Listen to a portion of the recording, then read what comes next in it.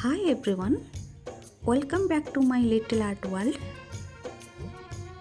Today I am creating something colorful, peaceful and full of innocence. Use light green as the base color. Use dark green near the neck. Draw this parrot because its color represents happiness and positivity. Use grass shading in this tracker area of the dupatta.